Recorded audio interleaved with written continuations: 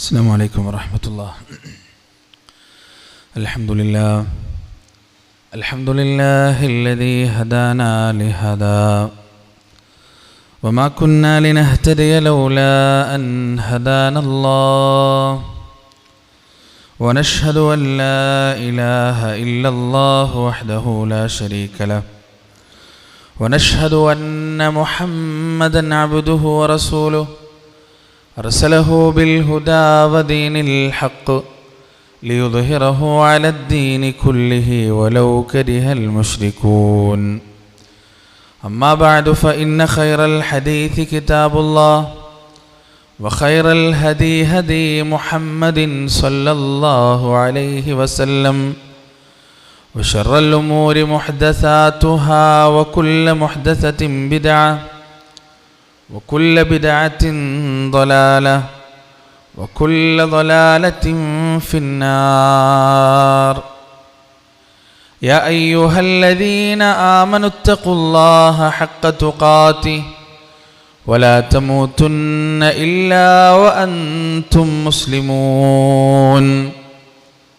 اللهم صل على محمد وعلى آل محمد كما صليت على إبراهيم وعلى آل إبراهيم إنك حميد مجيد. اللهم بارك على محمد وعلى آل محمد كما باركت على إبراهيم وعلى آل إبراهيم إنك حميد مجيد. أعوذ بالله من الشيطان الرجيم. يا أيها الذين آمنوا اتقوا الله ولتنظر نفس ما قدمت لغد واتقوا الله إن الله خبير بما تعملون. رب اشرح لي صدري ويسر لي أمري واحلل عقدة من لساني يفقه قولي.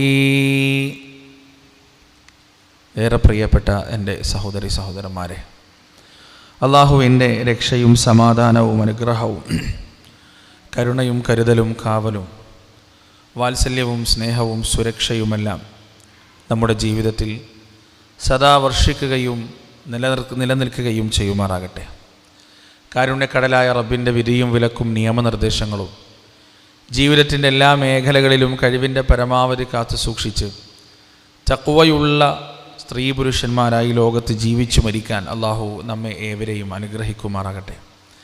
നശ്വരമായ ഈ ലോക ജീവിതത്തിൻ്റെ ഓരോ നോക്കുകൾക്കും വാക്കുകൾക്കും അള്ളാഹുവിൻ്റെ കോടതിയിൽ ഉത്തരം പറയേണ്ടതുണ്ടെന്നും നാളിതുവരെ സമ്പാദിച്ച സമ്പാദ്യങ്ങൾക്കോ സന്താനങ്ങൾക്കോ സ്നേഹബന്ധങ്ങൾക്കോ സ്ഥാനമാനങ്ങൾക്കോ സമൂഹങ്ങൾക്കോ സംഘടനകൾക്കോ സൽപ്പേരുകൾക്കോ അള്ളാഹുവിൻ്റെ കോടതിയിൽ നമ്മെ തുണക്കുവാനോ നമുക്ക് വേണ്ടി ശുപാർശ ചെയ്യുവാനോ നമ്മുടെ തെറ്റുകുറ്റങ്ങൾ ഏറ്റെടുക്കുവാനോ സാധിക്കുകയില്ല എന്നും സ്നേഹത്തിൻ്റെ ഭാഷയിൽ എന്നെയും നിങ്ങളെയും ഉണർത്തുകയാണ്, ഓർമ്മിപ്പിക്കുകയാണ്. അൽഹംദുലില്ലാ, ഈ ഞായറാഴ്ച ഒരൊഴിവു ദിവസം ആളുകൾ പരമാവധി വിശ്രമിക്കാനും അല്ലെങ്കിൽ വേറെ എന്തെങ്കിലും എൻ്റർടൈൻമെൻറ്റുകൾക്കുമെല്ലാം വേണ്ടി സമയം മാറ്റിവെക്കുന്ന ഈ ഒരു ദിവസം ഒരല്പസമയം എൻ്റെ റബ്ബിന് വേണ്ടി മാറ്റിവെക്കാം എന്ന് ചിന്തിക്കാൻ നമുക്ക് കഴിഞ്ഞതിൽ അള്ളാഹുവിനെ നമുക്ക് സ്തുതിക്കാം. റൂഹ് പിരിയുന്നതുവരെ ഈ ഒരു ചിന്ത നമ്മെ വിട്ടുപിരിയാതിരിക്കട്ടെ. നമ്മുടെ മനസ്സിൽ ദീനി സദസ്സുകളിൽ ചെന്നിരിക്കാനുള്ള ഒരു സന്നദ്ധത അള്ളാഹു സുബ്ഹാനഹു വ തആല എപ്പോഴും നിറച്ചു തരികയും ചെയ്യുമാറാകട്ടെ. ഏതായാലും ഈ ഒരു പ്രഭാതത്തിൽ, ഈ ഒരു രാവിലെ സമയം വളരെ സന്തോഷകരമായ ഒരു കാഴ്ച കണ്ടിട്ടാണ് നമ്മളൊക്കെ ഇവിടെ ഇരിക്കുന്നത്. കണ്ണിന് കുളിർമ നൽകുന്ന, മനസ്സിന് കുളിർമ നൽകുന്ന ദാറുൽ ഫുർഖാൻ്റെയും അദ്കാർ അക്കാദമിയുടെയും കീഴിൽ ഒരു കുട്ടി അൽഹംദുലില്ലാ പരിശുദ്ധ ഖുർആൻ മുഴുവനായും മനഃപ്പാഠമാക്കിയിരിക്കുകയാണ്. അപ്പം എൻ്റെ സംസാരത്തിൻ്റെ തുടക്കത്തിൽ എനിക്ക് ആദ്യം സംസാരിക്കണമെന്നുള്ളത് അവനോടാണ്, അവൻ്റെ രക്ഷിതാക്കളോടാണ്. ഒരു ഉദാഹരണത്തിലൂടെ ഞാൻ പറയാൻ ഉദ്ദേശിക്കുന്ന വിഷയം എന്താണെന്ന് മനസ്സിലാക്കി തരാൻ ശ്രമിക്കാം. മനസ്സിലാക്കി തരേണ്ടത് പഠിച്ചവനാണ് കേട്ടോ. നമ്മൾ കുറച്ച് ആളുകളെ, ഒരു 10-100 ആളുകളെ നാം നമ്മുടെ വീട്ടിലേക്ക് ഒരു സൽക്കാരത്തിന് ക്ഷണിക്കണമെന്ന് വിചാരിക്കുക. ആ കൂട്ടത്തിൽ വളരെ പ്രമാണിയായ, വളരെ അഭിമാനിയായ ഒരു മനുഷ്യൻ ആ 100 ആളുടെ കൂട്ടത്തിലുണ്ടെന്ന് വിചാരിക്കുക. അദ്ദേഹം വീട്ടിലേക്ക് വന്നപ്പോൾ ബാക്കിയുള്ള ആളുകളെ പരിഗണിക്കുന്ന കൂട്ടത്തിൽ അദ്ദേഹത്തെ ശരിയായ രീതിയിൽ പരിഗണിക്കാൻ നമ്മൾ മറന്നുപോയിന്ന് വിചാരിക്കുക. അദ്ദേഹത്തിന് വേണ്ടതുപോലെ കസരിട്ട് കൊടുക്കാനോ അദ്ദേഹത്തെ വിളിച്ചിരുത്തി ഭക്ഷണം കഴിപ്പിക്കാനോ ഒന്നും നമുക്ക് കഴിഞ്ഞില്ല. നമ്മൾ അദ്ദേഹത്തെ അറിയാതെ അവഗണിച്ചു പോയെന്ന് വിചാരിക്കുക. അദ്ദേഹം എത്ര നേരം ആ വീട്ടിൽ നിൽക്കും? എത്രയും പെട്ടെന്ന് ആ വീട്ടിൽ നിന്ന് അദ്ദേഹം ഇറങ്ങിപ്പോകും. കാരണം അദ്ദേഹം അഭിമാനിയാണ്, അദ്ദേഹം അന്തസ്സുള്ളൊരു മനുഷ്യനാണ്. അതുകൊണ്ട് തന്നെ അങ്ങനെ ഒരു സാഹചര്യത്തിൽ നിൽക്കാൻ അയാളെ കൊണ്ട് പറ്റില്ല. ഇതാണ് പരിശുദ്ധ ഖുർആനിൻ്റെ അവസ്ഥ. നാം നമ്മുടെ ജീവിതത്തിൽ മറ്റു തിരക്കുകൾക്കിടയിൽ, പഠനങ്ങൾക്കിടയിൽ ഖുർആനിനെ അറിയാതെ അവഗണിച്ചു എന്ന് വന്നു കഴിഞ്ഞാൽ ഖുർആൻ അങ്ങോട്ട് ഇറങ്ങിപ്പോവും. ഖുർആൻ നിൽക്കൂല. ഖുർആനിനെ വേണ്ടാത്തവരെ ഖുർആനും വേണ്ട. ഖുർആനിനെ ഒരു വട്ടം അവഗണിച്ചാൽ ഖുർആൻ ഇങ്ങോട്ട് 100 വട്ടം തിരിച്ച് അവഗണിക്കും. നമ്മളൊക്കെ ചെറുപ്പത്തിൽ പഠിച്ച പാട്ടുണ്ടല്ലോ, ഞാനൊക്കെ 2ാം ക്ലാസ്സിൽ പഠിച്ച ഒരു മലയാളം കവിതയുണ്ട്. ഇല്ലത്തൊരുണ്ണി പിറന്നെന്നു കേട്ടപ്പോൾ കൊല്ലത്തു നിന്നവരെല്ലാം വന്നു, കൊല്ലത്തു നിന്നവരെല്ലാം വന്നപ്പോൾ കുന്നോളം പൊന്നും പണവും കിട്ടി. ഇത് 2ാം ക്ലാസ്സിൽ പഠിച്ചതാണ്, 7ാമത്തെ വയസ്സിൽ. ഇത് ഞാൻ മുറാജ ചെയ്തിട്ടൊന്നുമില്ല, എന്നാലും ഇപ്പോഴും മനസ്സിലുണ്ട്. നമ്മുടെ മക്കളൊക്കെ പാടില്ല, 10ാം ക്ലാസ്സിലുള്ള മക്കൾ twinkle twinkle little star how I wonder what you are. അതവർ ദൗറ ചെയ്തിട്ടോ മുറാജ ചെയ്തിട്ടോ അല്ല. പാട്ടുകളും കവിതകളുമെല്ലാം നമ്മളതിനെ പരിഗണിച്ചിട്ടില്ലെങ്കിലും, ദൗറ ചെയ്തിട്ടില്ലെങ്കിലും, മുറാജ ചെയ്തിട്ടില്ലെങ്കിലും അതങ്ങനെ മനസ്സിൽ നിൽക്കും. പക്ഷെ ഖുർആൻ നിൽക്കൂല, ഖുർആൻ ഇറങ്ങിപ്പോവും. നിനക്ക് എന്നെ വേണ്ട, എനിക്ക് നിന്നെയും വേണ്ടതാണ് ഖുർആൻ ഇട്ടു. അതുകൊണ്ട് എൻ്റെ പ്രിയപ്പെട്ട കുഞ്ഞനുജൻ കൃത്യമായി മനസ്സിലാക്കേണ്ടത്, ഖുർആനിനെ അവഗണിക്കാൻ തുടങ്ങിയാൽ ഖുർആൻ തിരിച്ച് അവഗണിക്കും. അതുകൊണ്ട് ഒരിക്കലും അത് ഉണ്ടാവരുത്. ഒരു ഹാഫിദിനെ സംബന്ധിച്ചിടത്തോളം ഒരു ഐഡിയലായ മുറാജ എന്ന് പറയുന്നത് ഒരു ദിവസം 3 ജുസുമാണ്. ഒരു ദിവസം 3 ജുസു ഓതണം. എന്നാൽ 10 ദിവസം കൊണ്ട് ഖുർആൻ മുഴുവൻ ഓതി തീർക്കാൻ പറ്റും. ഒരു മാസത്തിൽ 3 തവണ റിപ്പീറ്റ് ചെയ്ത് ദൗറ ചെയ്യാൻ പറ്റുമെന്നാണ്. ഒരു ഹാഫിദിനെ സംബന്ധിച്ചിടത്തോളം ഒരു ജുസു ഓതാൻ എത്ര മിനിറ്റ് വേണ്ടി വരും? ഒരു ജുസു ഓതാൻ എത്ര മിനിറ്റ് വേണം മോനെ? 20 മിനിറ്റ് അല്ലേ? 20 മിനിറ്റ്, 17 മിനിറ്റ്. ഇപ്പോൾ ഒരു 3 ജുസു ഓതാൻ 1 മണിക്കൂർ മതിയോ? 1 മണിക്കൂർ കൊണ്ട് 3 ജുസു ഓതാൻ പറ്റും. 1 മണിക്കൂർ ഈസി ആയിട്ട് മാറ്റി വെക്കാൻ പറ്റില്ല, ഒരു ദിവസം ഈസി ആയിട്ട് മാറ്റി വെക്കാം. അപ്പോൾ ആ 1 മണിക്കൂർ എന്തായാലും ഖുർആന് വേണ്ടി മാറ്റിവെക്കാം. ഇനി നമ്മൾ കൂടുതൽ സമയം അതിനു വേണ്ടി മാറ്റിവെക്കുകയാണെങ്കിൽ ഏറ്റവും ഖൈർ. ഞാൻ എൻ്റെ തുടക്കത്തിൽ ഒരു ഉത്തരവാദിത്വം എന്നോണം ഞാനത് പറഞ്ഞു എന്നേ ഉള്ളൂ. പ്രിയപ്പെട്ടവരെ, ഇത്തരം സംരംഭങ്ങളുടെയും ഇത്തരം പഠനങ്ങളുടെയും എല്ലാം പ്രത്യേകതയും ആവശ്യകതയും എന്താണ് നമ്മൾ കൃത്യമായിട്ട് മനസ്സിലാക്കണം. നമ്മുടെ മക്കൾക്ക് 3 കാര്യങ്ങളാണ് മതപഠനത്തിലൂടെ ഇന്ന് നഷ്ടപ്പെട്ടുകൊണ്ടിരിക്കുന്ന, എന്നാൽ പ്രാധാന്യവും പ്രസക്തിയും ആളുകൾ കുറച്ച് കണ്ടുകൊണ്ടിരിക്കുന്ന മതപഠനത്തിലൂടെ നമ്മുടെ കുട്ടികൾക്ക് നേടിയെടുക്കേണ്ട 3 കാര്യങ്ങളാണ് ഇന്ന് നിങ്ങളുമായി സംസാരിക്കാനുള്ളത്. ഒന്നാമത്തേത്, പ്രിയപ്പെട്ടവരെ, നമ്മൾ എത്ര വാചാലരായിട്ടും കാര്യമില്ല. നമ്മൾ എത്ര മക്കൾക്ക് നുള്ളു കൊടുത്തിട്ടും തല്ലു കൊടുത്തിട്ടും ചവിട്ട് കൊടുത്തിട്ടൊന്നും കാര്യമില്ല. അവർ അള്ളാഹുവിനെ കുറിച്ച് മനസ്സിലാക്കണമെങ്കിൽ, അവരുടെ ഹൃദയം നന്നാവണമെങ്കിൽ അവർ പടച്ചവനെ കുറിച്ച് മനസ്സിലാക്കണം. അലാ ബിദിക്രില്ലാഹി തത്മഇന്നുൽ ഖുലൂബ്. മനുഷ്യന്റെ ഹൃദയങ്ങൾ സമാധാനമടയുക അള്ളാഹുവിനെ കുറിച്ചുള്ള ചിന്ത കൊണ്ട് മാത്രമാണ്. അപ്പൊ അള്ളാഹുവിനെ കുറിച്ചുള്ള യഥാർത്ഥത്തിലുള്ള ചിന്ത വരണമെങ്കിൽ എന്ത് ചെയ്യണം? നമ്മൾ മതപഠനം കൊടുക്കണം, കൃത്യമായിട്ട് ഖുർആൻ പഠിപ്പിച്ചു കൊടുക്കണം, ഹദീസ് പഠിപ്പിച്ചു കൊടുക്കണം. അതിൻ്റെതായ രീതികളുണ്ട്. വീട്ടിൽ നിന്ന് വെറുതെ നീ ഖുർആൻ എടുത്തോതുമോനെ, നീ കുറച്ച് വായിക്കുമോനെ എന്ന് പറഞ്ഞിട്ടൊന്നും കാര്യമില്ല. യഥാർത്ഥ രീതിയിൽ പരിശുദ്ധ ഖുർആൻ പഠിപ്പിച്ചു കൊടുത്താൽ മാത്രമേ അള്ളാഹുവിനെ കുറിച്ച് അവർ മനസ്സിലാക്കുള്ളൂ എന്ന് മനസ്സിലാക്കുക നമ്മൾ. പ്രിയപ്പെട്ടവരെ, അള്ളാഹിനെ കുറിച്ച് ഖുർആനിൽ 2 രീതിയിലാണ് പരിചയപ്പെടുത്തുന്നത്. ഖുർആൻ ഇങ്ങനെ നമ്മൾ വായിക്കുമ്പോൾ സൂറത്തുൽ ബഖറയിൽ ആയത്തുൽ കുർസിയിലൂടെയും അതുപോലെ മറ്റു പല അധ്യായങ്ങളുടെയും സൂക്തങ്ങളിലൂടെയും എല്ലാം അള്ളാഹു അവൻ്റെ വലുപ്പത്തെക്കുറിച്ച് പറയുന്നുണ്ട്. അള്ളാഹു ഭൂമിയെ പടച്ചു, ചന്ദ്രനെ പടച്ചു, സൂര്യനെ പടച്ചു, നക്ഷത്രങ്ങളെ പടച്ചു, പർവ്വതങ്ങളെ പടച്ചു, ജീവജാലങ്ങളെ പടച്ചു, മനുഷ്യരെ പടച്ചു, ആകാശങ്ങളെ പടച്ചു, അർശിനെ പടച്ചു. ഇതെല്ലാം അള്ളാഹു പറയുന്നത് അവൻ്റെ അദമത്തിനെ കുറിച്ച് മനസ്സിലാക്കി തരാൻ വേണ്ടിയിട്ടാണ്, അവൻ്റെ വലുപ്പത്തെക്കുറിച്ചും മാഹാത്മ്യത്തെക്കുറിച്ചും മനസ്സിലാക്കി തരാൻ വേണ്ടിയിട്ടാണ്. അങ്ങനെ അത് പറഞ്ഞു കഴിഞ്ഞ് പരിശുദ്ധ ഖുർആനിൻ്റെ മറ്റു ചില വചനങ്ങളിലേക്ക് നമ്മൾ ഇറങ്ങിച്ചെന്നാൽ അള്ളാഹു അവൻ്റെ സ്നേഹവായ്പിനെ കുറിച്ച് സംസാരിച്ചതായി കാണാം എത്രയോ ആയത്തുകളിലൂടെ. ഇപ്പോൾ ഉദാഹരണത്തിന്, നബിയെ, എന്നെ കുറിച്ച് എൻ്റെ അടിമകൾ ഞാൻ എവിടെയാണെന്ന് ചോദിക്കുമ്പോൾ അവർക്ക് പറഞ്ഞു കൊടുക്കണം കേട്ടോ. ഫഇന്നി ഖരീബ്, ഞാൻ വളരെ അടുത്തവനാണ്, ഞാൻ വളരെ സമീപസ്ഥനാണ്. വലഖദ് ഖലഖനൽ ഇൻസാൻ, നാമാണ് മനുഷ്യനെ പടച്ചത്. വനഅലമു മാ തുവസ്വിസു ബിഹി നഫ്സു വനഹ്നു അഖ്റബു ഇലൈഹി മിൻ ഹബ്ലിൽ വരീദ്. അവന്റെ ഹൃദയാന്തരങ്ങളിലുള്ള വൈകാരിക വ്യവഹാരങ്ങളെ കൃത്യമായി അറിയുന്നവൻ ഞാനാണ്. നിങ്ങൾ ചിന്തിച്ചു നോക്ക്, എൻ്റെ ഭാര്യക്ക് എൻ്റെ മനസ്സിൻ്റെ വിഷമം മനസ്സിലാണെങ്കിൽ ഞാൻ അവളോട് പറയണം, അല്ലെങ്കിൽ ഞാൻ മുഖത്ത് പ്രകടമാക്കണം, അല്ലെങ്കിൽ ഞാൻ എന്തെങ്കിലും ഒരു സങ്കടം കാണിക്കണം. എങ്കിൽ മാത്രമേ എൻ്റെ ഭാര്യക്ക് ഞാൻ അനുഭവിക്കുന്നത് എന്താണെന്ന് തിരിച്ചറിയാൻ സാധിക്കുള്ളൂ. എൻ്റെ ഉമ്മാക്ക് ഞാൻ അനുഭവിക്കുന്ന വേദന തിരിച്ചറിയണമെങ്കിൽ ഞാനത് എൻ്റെ ഉമ്മയോട് പറയണം. ഉപ്പയുടെയും ഉറ്റമിത്രത്തിൻ്റെയും എല്ലാം കഥ ഇത് തന്നെയാണ്. എന്നാൽ എൻ്റെ റബ്ബിനോട് എൻ്റെ ഹൃദയത്തിൻ്റെ വികാരം അറിയാൻ പറയേണ്ടതുണ്ടോ? വിശദീകരിക്കേണ്ടതുണ്ടോ? ഇല്ല. ആ ഹൃദയത്തിൻ്റെ വേദനയോടെ യാ അല്ലാ എന്ന് വിളിക്കുമ്പോൾ ആ വിളിയിലൂടെ ആ വിളിക്കുന്ന മനുഷ്യന്റെ മനസ്സിന്റെ വികാരം എന്താണെന്ന് തിരിച്ചറിയുന്നവനാണ് ലോകത്തിന്റെ രക്ഷിതാവ്. അവിടെയാണ് പ്രിയപ്പെട്ടവരെ അള്ളാഹുവിന്റെ സ്നേഹവായ്പിനെ കുറിച്ച് പരിശുദ്ധ ഖുർആൻ നമുക്ക് പറഞ്ഞു തരുന്നത്. ഖുൽ നബിയെ പറഞ്ഞു കൊടുക്കുക, യാ ഇബാദി, അള്ളാഹു വിളിക്കാൻ, യാ ഇബാദി, എൻ്റെ അടിമകളെ, അല്ലദീന അസ്റഫു അലാ അൻഫുസിഹിം, സ്വന്തങ്ങളോട് അക്രമം ചെയ്ത, വൃത്തികേടുകൾ ചെയ്തു പോയ, കുതികാൽ വെപ്പിലും കള്ളക്കച്ചവടത്തിലും ചതിയിലും വഞ്ചനയിലും ആണ്ടുകിടന്ന് ജീവിതത്തെ മലീമസപ്പെടുത്തിയ എൻ്റെ അടിമകളെ, വ്യഭിചാരത്തിലും ലഹരി ഉപയോഗത്തിലും അതിരുകടന്ന ജീവിതത്തിലും അതിരുകവിഞ്ഞുപോയ എൻ്റെ അടിമകളെ എന്ന് വിളിച്ചിട്ട് അള്ളാഹ്ക്ക് പറയാനുള്ളത് എന്താണ്? നിങ്ങളെ നരകം കാത്തിരിക്കുന്നുണ്ട് എന്നല്ല, എൻ്റെ ശാപകോപങ്ങൾ നിങ്ങളെ കാത്തിരിക്കുന്നുണ്ട് എന്നല്ല, പിന്നെ ലാ തഖ്നുതു മിർ റഹ്മത്തില്ലാ, സാരില്ല കേട്ടോ, സാരില്ല, വിഷമിക്കരുത്, നീ നിരാശപ്പെടരുത്. കുന്നോളം തിന്മകൾ നീ ചെയ്തിട്ടുണ്ടെങ്കിലും നിന്നെ ചേർത്ത് പിടിക്കാൻ ഞാൻ തയ്യാറാണ്. വാനോളം തിന്മകൾ നീ ചെയ്തിട്ടുണ്ടെങ്കിലും നിനക്ക് പുറത്തു തരാൻ ഞാനുണ്ട് ഇവിടെ. പാപം പുറത്തു തരാൻ ഞാനല്ലാതെ അള്ളാഹു അല്ലാതെ മറ്റാരാണ് ഉള്ളത് എന്ന് പരിശുദ്ധ ഖുർആൻ ചോദിക്കുകയാണ്. പ്രിയപ്പെട്ടവരെ, യഥാർത്ഥത്തിൽ ഒരു മനുഷ്യനെ നന്നാക്കാൻ അള്ളാഹുവിൻ്റെ ഈ വചനങ്ങൾ ധാരാളമാണ്. ഞാൻ ഒരിക്കൽ എൻ്റെ വാട്സപ്പ് തുറന്നപ്പോൾ വർഷങ്ങൾക്ക് മുമ്പ് പരിചയമുള്ള എൻ്റെ ഒരു സുഹൃത്ത്, കുറേ കാലമായിട്ട് ഇപ്പോൾ കോണ്ടാക്റ്റ് ഒന്നും ഇല്ല, ഇപ്പോൾ ഈ ഒരു 1-2-3 ആഴ്ച മുമ്പ് നടന്ന സംഭവമാണ്, ഒരുപാട് നാളായിട്ടൊരു കോണ്ടാക്റ്റും ഇല്ല.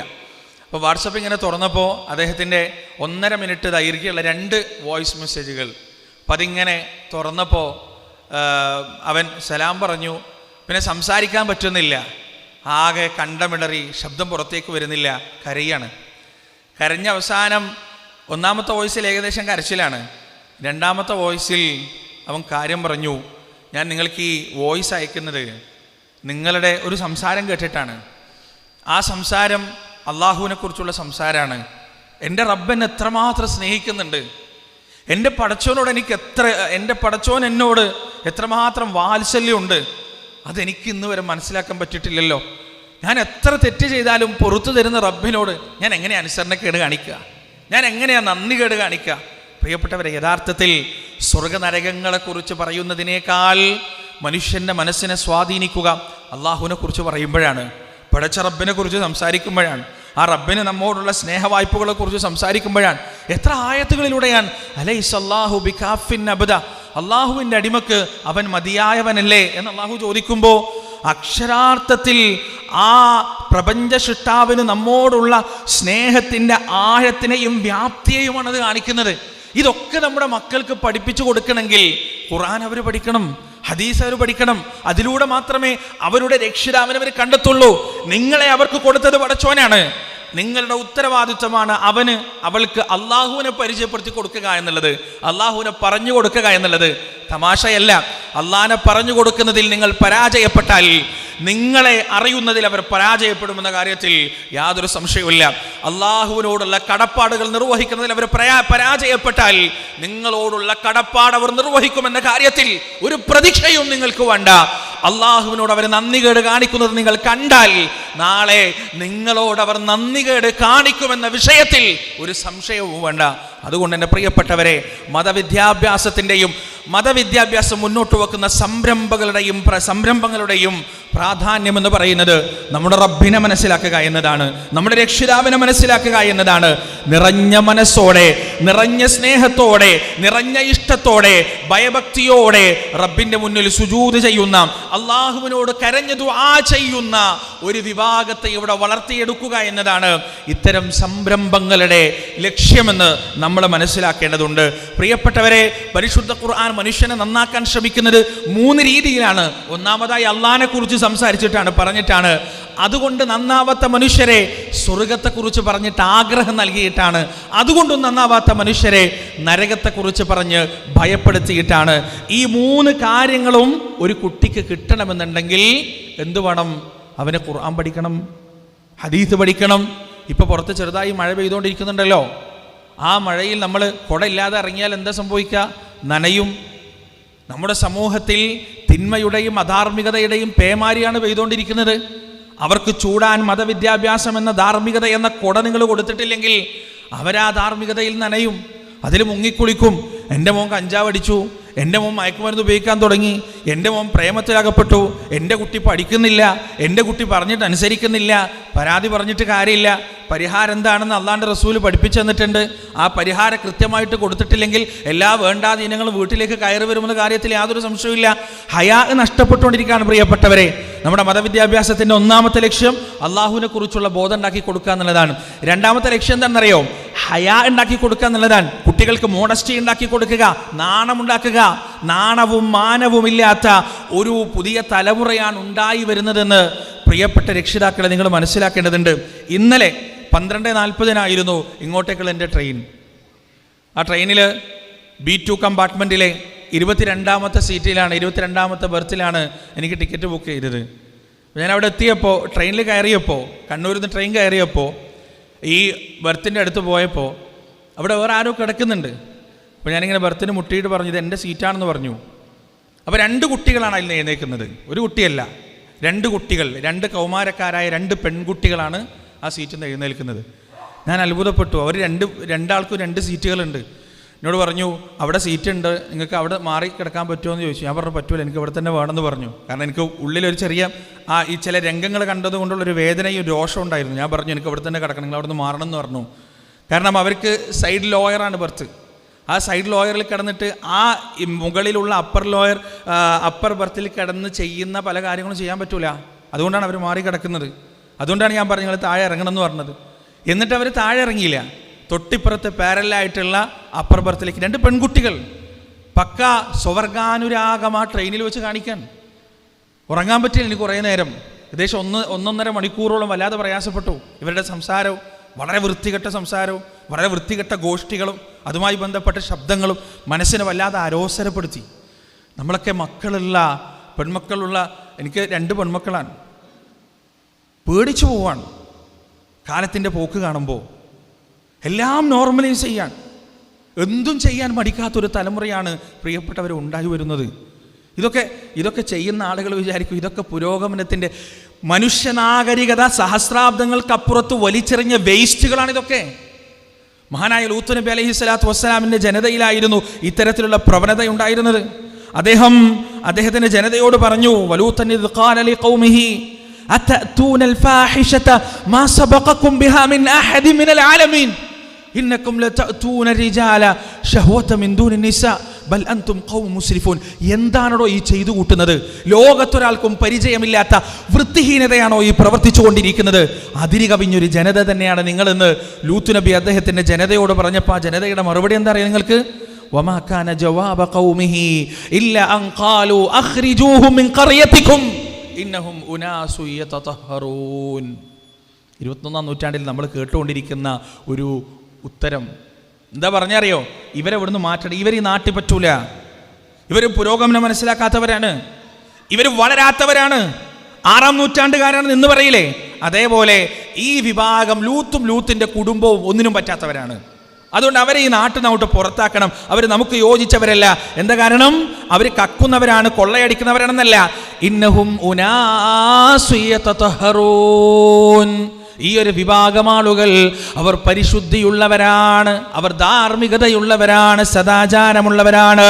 അതുകൊണ്ട് അവരെ നമ്മുടെ കൂട്ടത്തിൽ കൂട്ടാൻ പറ്റുകയില്ല. എന്നാണ് പറയുന്നത്. എന്നിട്ട് ലൂത്ത് അലൈഹിസ്സലാത്തു വസ്സലാമിൻ്റെ ജനത അവരുടെ ശിക്ഷ നടപ്പാക്കാൻ വേണ്ടി 3 മലക്കുകൾ വരുന്നുണ്ട്. അള്ളാഹു ആ 3 മലക്കുകളെ പറഞ്ഞയച്ചത് അതിസുന്ദരന്മാരായ രീതിയിലാണ്. ഈ 3 മലക്കുകൾ വന്നിട്ട് ലൂത്ത് അലൈഹിസ്സലാത്തു വസ്സലാമിൻ്റെ വീട്ടിൽ നിന്നപ്പോൾ അദ്ദേഹം ഭയപ്പെടുന്നുണ്ട്. പടച്ചോനെ ഇപ്പോൾ വരുമല്ലോ, കന്നുകാലികളെ പോലും തോൽപ്പിക്കുന്ന തരത്തിൽ അധാർമികതയിൽ അങ്ങേയറ്റമെത്തിപ്പോയ എൻ്റെ ജനത പേടിച്ചെന്നെ സംഭവിച്ചു.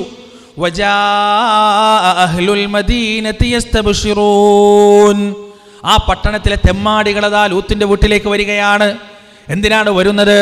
അദ്ദേഹത്തിന്റെ അതിഥികളായി വന്ന 3 മലക്കുകളെ വൃത്തികേടിന് പിടിച്ചു കൊണ്ടുപോകുന്നതിന് വേണ്ടിയാണ്.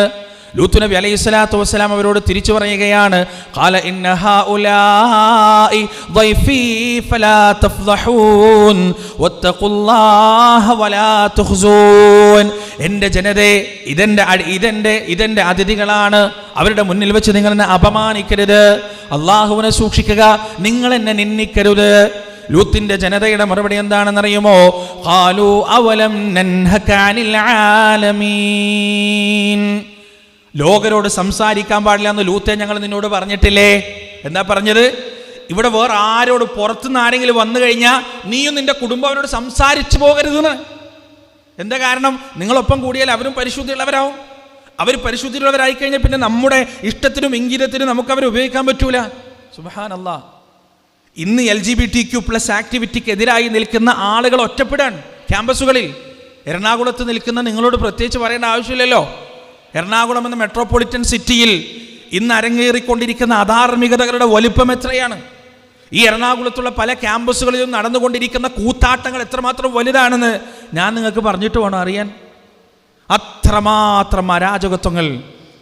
ഇപ്പോൾ ഈ അടുത്താണ് കേട്ടത്, സ്കൂളിലേക്ക് പോകുന്ന ആൺകുട്ടികളോടും പെൺകുട്ടികളോടും മാതാപിതാക്കൾ പറയേണ്ട അവസ്ഥയാണ്, മോളെ നീ ഒരു ആൺകുട്ടിനെ പ്രേമിച്ചോട്ടോ, അല്ലെങ്കിൽ ആൺകുട്ടിനോട് മോളെ നീ ഒരു പെൺകുട്ടിനെ പ്രേമിച്ചോട്ടോ എന്ന് പറയേണ്ട ഗതികേടിലേക്ക് എത്തി മാതാപിതാക്കൾ.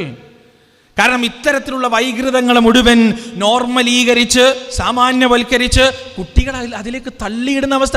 ഇതൊന്നും തമാശയല്ലോ ഈ പറയുന്നത്. ഇതൊക്കെ യാഥാർത്ഥ്യത്തിൽ കൺമുന്നിൽ നടന്നുകൊണ്ടിരിക്കുന്ന പച്ചയായ യാഥാർത്ഥ്യങ്ങളാണ്. ജെൻഡർ ന്യൂട്രാലിറ്റിയിലൂടെ നമ്മുടെ നാട്ടിൽ കൊണ്ടുവരാൻ ശ്രമിച്ച ഈ നാട്ടിലെ മുഖ്യധാര രാഷ്ട്രീയ പാർട്ടികൾ ചില്ലറക്കാരല്ല.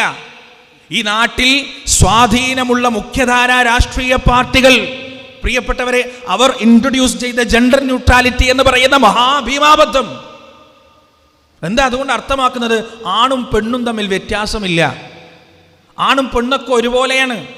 അതായത് ഒരു കുടുംബം എന്ന് പറഞ്ഞാൽ നമ്മുടെയൊക്കെ മനസ്സിലൊരു കോൺസെപ്റ്റ് ഉണ്ട്. എന്താണ്? ഒരാണും ഒരു പെണ്ണും അടങ്ങുന്ന, ഒരു ഭാര്യയും ഭർത്താവും അടങ്ങുന്നതാണ് കുടുംബം എന്ന സങ്കല്പം. ആ സങ്കല്പത്തെ തച്ചുടച്ചു വാർത്ത് ഒരു പെണ്ണും തമ്മിൽ കുടുംബമാവാം, ആണും തമ്മിൽ കുടുംബമാവാം. 25-30 വയസ്സ് വരെ ജീവിച്ച ഒരു മനുഷ്യൻ ഒരു സുപ്രഭാതത്തിൽ ഞാൻ പെണ്ണാണെന്ന് തോന്നിക്കഴിഞ്ഞാൽ അവൻ്റെ ലിംഗം മുറിച്ചു കളഞ്ഞ് അതിന് പകരം അവൻ്റെ ശരീരത്തിൽ മാറ്റം വരുത്തിയിട്ട് തനിച്ച തോന്നിയവാസം നടത്താനുള്ള ലൈസൻസാണ് പ്രിയപ്പെട്ടവരെ മുഖ്യധാര മാധ്യമങ്ങളടക്കം കൊടുത്തുകൊണ്ടിരിക്കുന്നത്.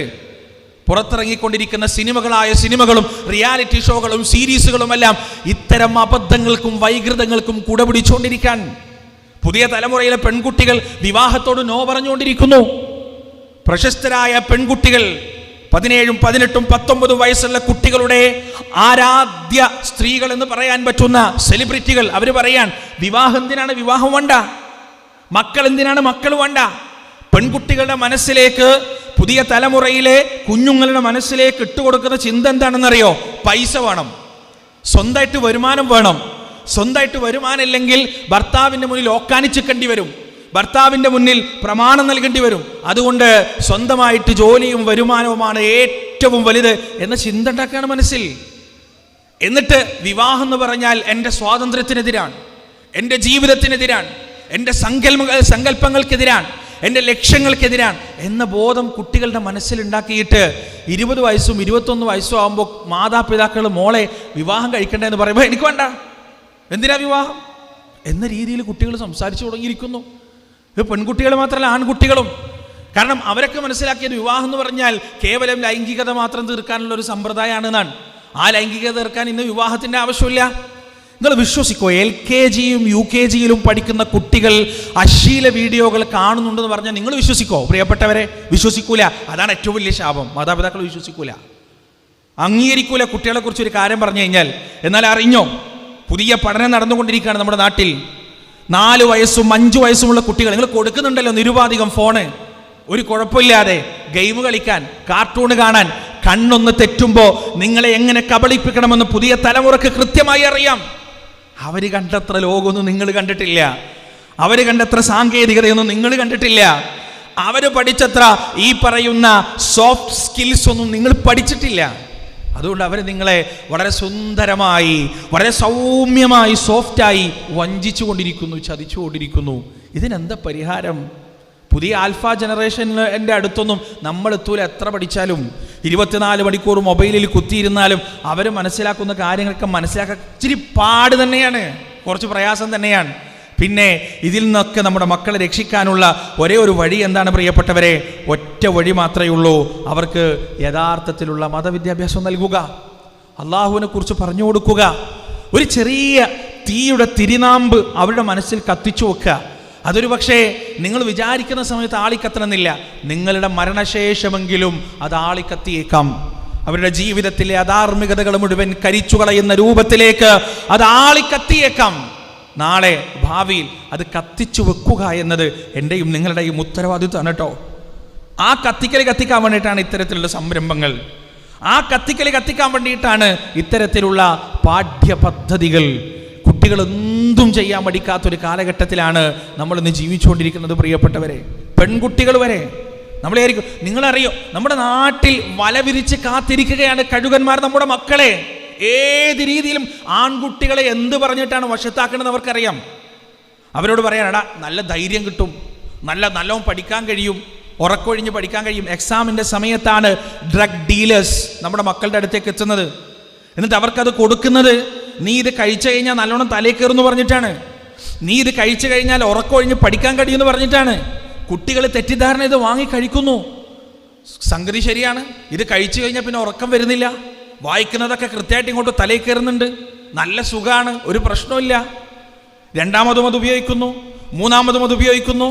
സിന്തറ്റിക് ഡ്രഗ്സിനെ കുറിച്ച് വിദഗ്ധന്മാർ പറയുന്നത്, MDM പോലെയുള്ള സിന്തറ്റിക് ഡ്രഗ്സിനെ കുറിച്ച് വിദഗ്ധന്മാർ പറയുന്നത്, അത് 2 or 3 തവണ ഉപയോഗിച്ച് കഴിഞ്ഞാൽ പിന്നെ ഒരു ഡി അഡിക്ഷൻ എന്നുള്ളത് ഓൾമോസ്റ്റ് ഇമ്പോസിബിൾ ആണ്, സാധ്യമല്ല, അതൊന്ന് വിട്ടുവരാൻ സാധ്യമല്ല. അപ്പം ഇതിങ്ങനെ ഉപയോഗിച്ച് പിന്നെ ഇവനെന്താണ്, അതില്ലാതെ പറ്റൂല. ഇതൊക്കെ ഫ്രീ ആയിട്ടാണ് ആദ്യം കൊടുക്കുക. പിന്നെ ഇവനിത് ഇല്ലാതെ പറ്റൂല എന്ന് പറയുമ്പോൾ അവനോട് പറയും, ഈ സാധനം ഇന്ന സ്ഥലത്ത് കൊണ്ടുകൊടുത്തു കഴിഞ്ഞാൽ നിനക്കുള്ള ഡോസ് അവർ തരും. പിന്നെ ഇവൻ അതിൻ്റെ ക്യാരിയർ ആവുവാൻ. നേരെ മറിച്ച് പെൺകുട്ടികളോട് എന്താ പറയുക? പല പെൺകുട്ടികൾക്കും ഈ മെൻസസിൻ്റെ സമയത്ത് മെൻസ്ട്രൽ ക്രാംസ് ഉണ്ടാവും, ഭയങ്കരമായ വേദന ഉണ്ടാവും, അതിശക്തമായ പ്രയാസം ഉണ്ടാവും. ഇപ്പം എല്ലാ പെൺകുട്ടികൾക്കുള്ള പ്രശ്നമാണത്. നമ്മുടെ ലൈഫ് സ്റ്റൈലിൻ്റെയും നമ്മുടെ ഫുഡ് ഹാബിറ്റിൻ്റെ ഒക്കെ പ്രശ്നമാണ്. അപ്പോൾ ഈ പെൺകുട്ടികൾക്ക് ഈ വേദന വരുന്ന സമയം ഇവർക്ക് കൃത്യമായിട്ട് അറിയാം. സ്ത്രീകളുണ്ട് ഡീലേഴ്സ് ആയിട്ട്, അവർക്കറിയാം ഈ പെൺകുട്ടികളുടെ മുഖഭാവവും പെരുമാറ്റം കാണുമ്പോൾ ആ കുട്ടിക്ക് സമയമായിട്ടുണ്ട്. അവരെ സമീപിക്കും. എന്താ മോളെ മുഖത്ത്, അത് ഒരു പക്ഷേ സ്വന്തം സ്കൂളിലെ ടീച്ചേഴ്സ് ആവാം, അതല്ലെങ്കിൽ ഉറ്റ ചങ്ങാതിമാരാവാം, അല്ലെങ്കിൽ ചങ്ങാതിമാരുടെ രക്ഷിതാക്കളാവാം. വന്നിട്ട് ചോദിക്കാൻ എന്താ പറ്റിയത്, ഭയങ്കര പ്രയാസമുണ്ടല്ലോ മുഖത്ത്. അപ്പോൾ സ്ത്രീകളാണെങ്കിൽ പെൺകുട്ടികൾ സ്വാഭാവികമായിട്ട് പറയും, ഒന്നുമില്ല, മാസമുറയുടെ സമയമാണ്, മെൻസസിൻ്റെ സമയമാണ്, അതിൻ്റെ ചെറിയ വേദനയും പ്രയാസമൊക്കെ ഉണ്ട്, ആ വേദന മാറാൻ നല്ലൊരു മരുന്നുണ്ട്, വേണോ? വേണം. ഒരു സൈഡ് എഫക്റ്റ് ഉണ്ടാവില്ല, ഒന്നും പേടിക്കണ്ട, കഴിച്ചു, വേദന മാറി, ഒരു കുഴപ്പമില്ല. അടുത്ത മാസം ഇതേ കുട്ടി അങ്ങോട്ട് അന്വേഷിച്ചു പോവും, 3-ാമത്തെ മാസം അങ്ങോട്ട് അന്വേഷിച്ചു പോവും, അഡിക്റ്റഡായി, പിന്നെ രക്ഷയില്ല. പിന്നെ ഈ പെൺകുട്ടി അങ്ങോട്ട് അന്വേഷിച്ചു പോകുമ്പോൾ അവർ ഫ്രീ ആയിട്ട് കൊടുക്കൂല. അവർ പറയും, ഇന്ന് ഹോട്ടൽ മുറിയിലേക്ക് പോയാൽ, ഇന്ന് ലോഡ്ജ് മുറിയിലേക്ക് പോയാൽ, അവർക്ക് വേണ്ടുന്നത് ചെയ്തു കൊടുത്താൽ മോൾക്ക് ഇന്നത്തെ ഡോസ് അവർ തരും എന്ന് പറഞ്ഞ് പിന്നെ ഈ കുട്ടി ഗോപ്യമായ വേശ്യാവൃത്തിയിലേക്ക് പോവാൻ. അപ്പോഴും മാതാപിതാക്കളുടെ കണ്ണിൽ ഈ കുട്ടിക്കൊന്നും സംഭവിച്ചിട്ടില്ല. എത്ര സംഭവങ്ങൾ! 3 വർഷവും 4 വർഷവും നിരന്തരമായി മയക്കുമരുന്ന് ഉപയോഗിച്ചിട്ടും മാതാപിതാക്കൾക്ക് ഒരു പിടുത്തവും കിട്ടാത്ത എത്രയോ വീടുകളുണ്ട്. കിട്ടൂല നമുക്ക് പിടുത്തം, പ്രിയപ്പെട്ടവരെ, മനസ്സിലാക്കാൻ നമുക്ക് കഴിയില്ല. പണ്ടൊക്കെ ബാക്ക് ബെഞ്ചിലിരിക്കുന്ന കുട്ടികൾ ബാക്കിലിരുന്നിട്ട് സെൻട്രൽ ഷോക്ക് പോലെയുള്ള ചുയിങ്കം ചവക്കുന്നത് കാണാറുണ്ട്. അതെന്തിനു വേണ്ടിയാണ്? ഇൻ്റർവെല്ലിനും അതുപോലെ ഉച്ചക്ക് ചോറ് വയ്ക്കാനൊക്കെ വിടുമ്പോൾ സിഗരറ്റ് വലിക്കും. സിഗരറ്റ് വലിച്ച് അതിൻ്റെ മണം ടീച്ചർമാർക്കോ രക്ഷിതാക്കൾക്കോ കിട്ടാതിരിക്കുന്നതിന് വേണ്ടി കാട്ടുന്ന പണിയാണത്. എന്നാൽ ഇന്ന് അതിൻ്റെ ഒന്നും ആവശ്യമില്ല.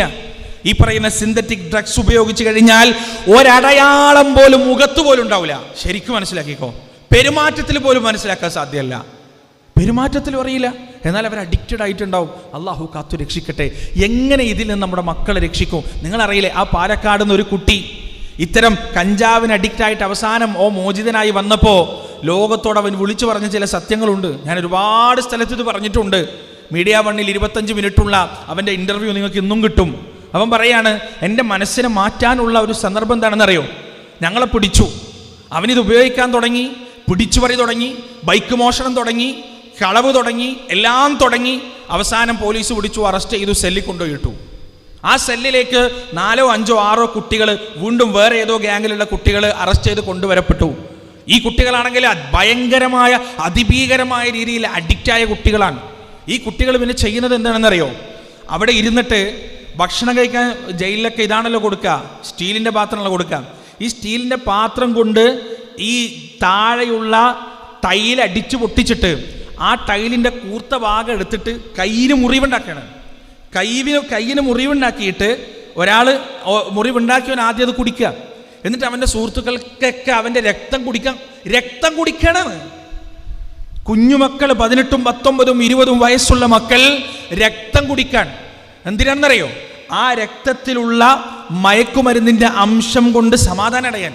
അത്രത്തോളം അവർക്ക് പറ്റുന്നില്ല എന്നുള്ളതാണ്. രക്തരക്ഷസുകൾ എന്നൊക്കെ നമ്മൾ കഥകളിൽ കേട്ടിട്ടുണ്ട്. നമ്മുടെ കുഞ്ഞുങ്ങൾ ആ രൂപത്തിലേക്ക് മാറിക്കൊണ്ടിരിക്കുകയാണ്. എൻ്റെ നാട്ടിലെ അവസ്ഥ എനിക്കറിയാലോ. കണ്ണൂർ ജില്ലയിലൊക്കെ, കണ്ണൂർ ടൗണിലൊക്കെ രാത്രി ആയിക്കഴിഞ്ഞാൽ ഇറങ്ങി നടക്കുമ്പോൾ കുട്ടികൾ പലജാതി പോക്കാണ് പോവുക. ബൈക്ക് എടുത്തിട്ട് കണ്ണ് ചിമ്മി തുറക്കുന്നതിൻ്റെ ഷുമെന്ന് പറഞ്ഞൊരു പോക്കാണ്.